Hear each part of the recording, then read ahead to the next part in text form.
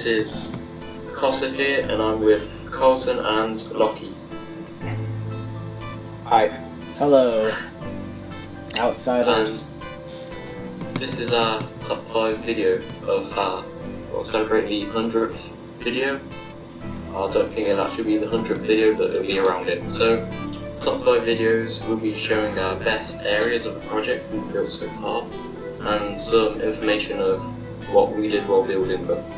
And number 5 is Varrock, and we're in Varrock GE at the moment. So, the story behind Varrock was, if you watch my about a 2-month-old video from now, you will see Varrock called Varrock South, and that means I was actually planning to have Varrock in around 4 separate areas: Varrock South, North, East, and the Grand Exchange. Grand Exchange would be along with the West as well, which is the Romeo and Juliet and Gertrude's house, and we rode to Barbarian Village. So my other best area would be the Varrock Palace Garden, because it's such nice detail and it's just beautiful to look at. There's so many nice flowers and the foundation and such, the statues. I've actually always loved the garden in Runescape because of how you create it in the quest, and here we are. Looks really nice, especially with the candy cane trees. It took a while to build. So Varrock in total took around 3 weeks to build. It was such a long process to do because of trying to get every building in every road to the exact same size. It's like, it took me a day because I built the general store building, but then when I compared it, or when I zoomed out and such, why is there Aurora? Anyway, back to the point. When I was building the Lumbridge general store, I just basically looked around and such, and well, when I zoomed out, it was just out of place to everything else, and that really bugged me as it took a while to build. Number 4 is Barbarian Village. The reason, well, it's probably unexpected, but the reason I personally love Barbarian Village is because it's probably one of my most accurate builds, and it just looks so beautiful. And at the moment, though it's night time,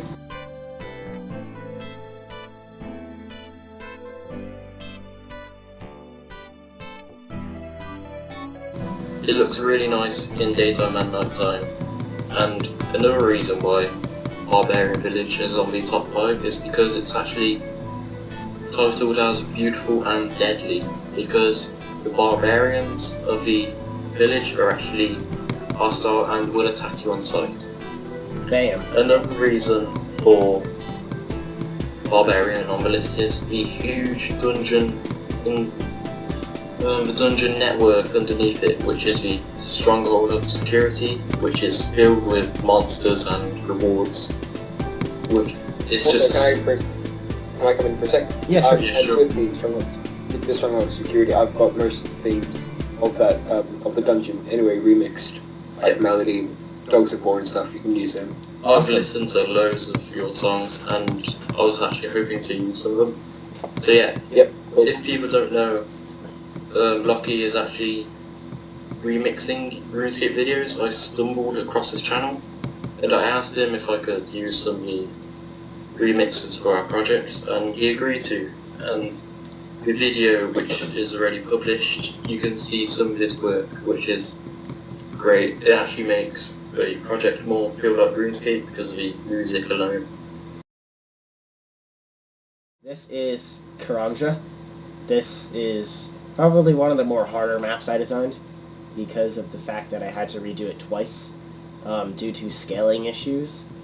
And what I ended up doing was I took the map of it off of the RuneScape downloadable map, and I copied that into Photoshop and then I took the scaling sizes of the areas that we have here, and then it was 32 blocks by 32 tile blocks for it, and then I scaled it perfectly so we could fit everything in here at scale level. And it took an immense amount of time to do so, but I think that's how I will do the future maps and areas and such.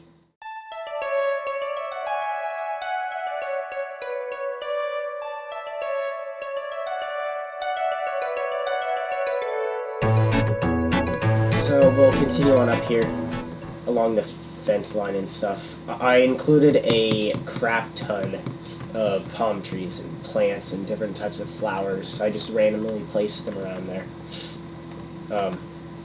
Yeah, to make that replica of RuneScapes like I did, what I used to do with trees, it's a nightmare.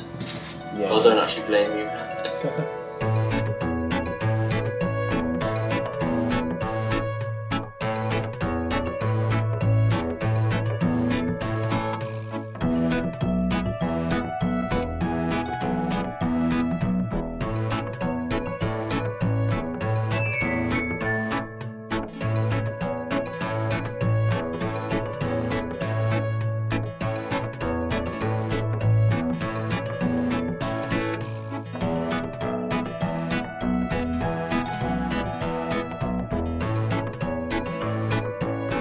Another reason why Kilimanjaro is in the top 5, well personally for me, is because when I was free to play, I always used to visit the Kilimanjaro because it's basically a huge volcano and it was a good spot for fishing. But another reason why I loved it was because you could actually see into Brimhaven, which is pay to play, and just to see a pirate area.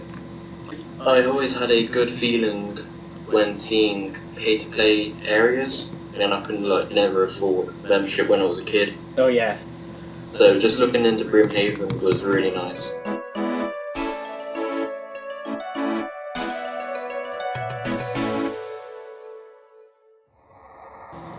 Number 2 is because of it's actually haunted and terrorized by the evil Gielinor Manor, which is owned by Count Gielinor.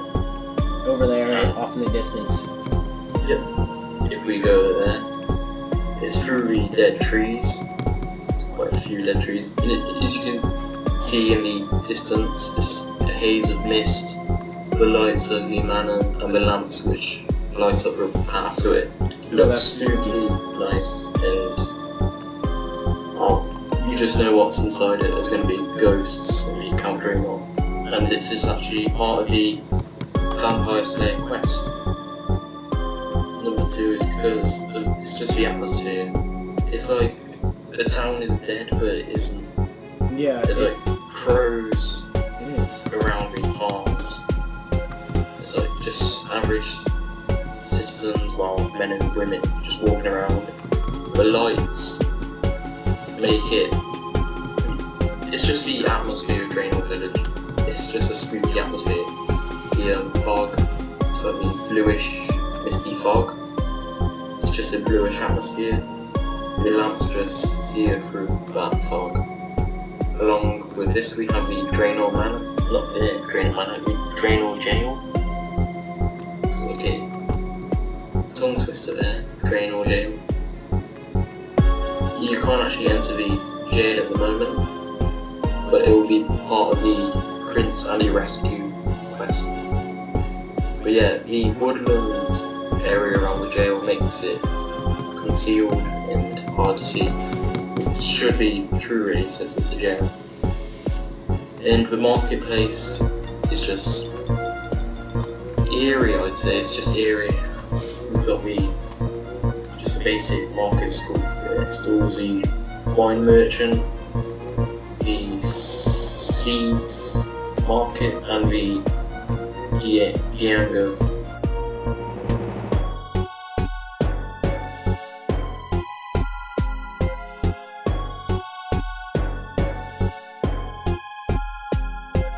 I don't know why, but I just love this dock. It's just nice. The dock is nice at night time. it's nice to look out at the sea and the moon reflection on the water.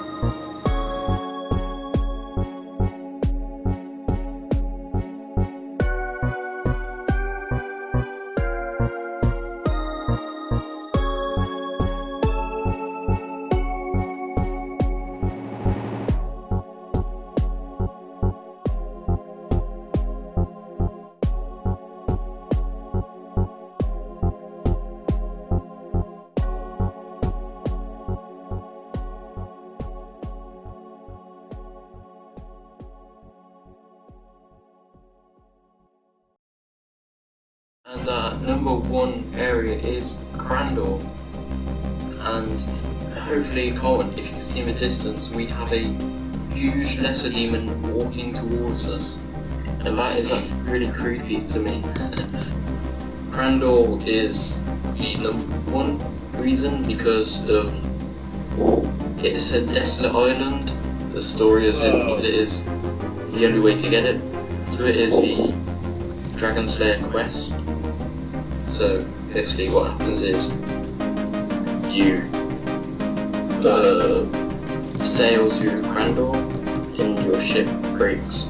So Crandall is number one because of the looks and atmosphere. It's a desolate island, it's got loads of monsters, high level monsters, including lesser demons which Colton is killed. Yet and it's raining, there's fire everywhere because in Runescape, Crandall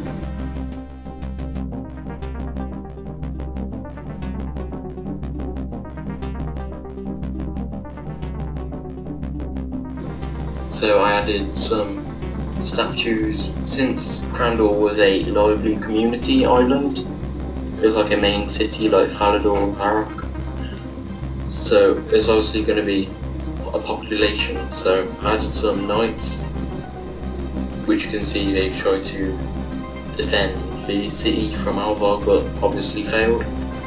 And yeah, the whole island is dead. The most eerie bit about the island is if you play it with audio, you can walk around and you can hear whispers and sometimes screams. Ghosts, right? Yeah, ghosts. As you can see down there is some hobgoblins.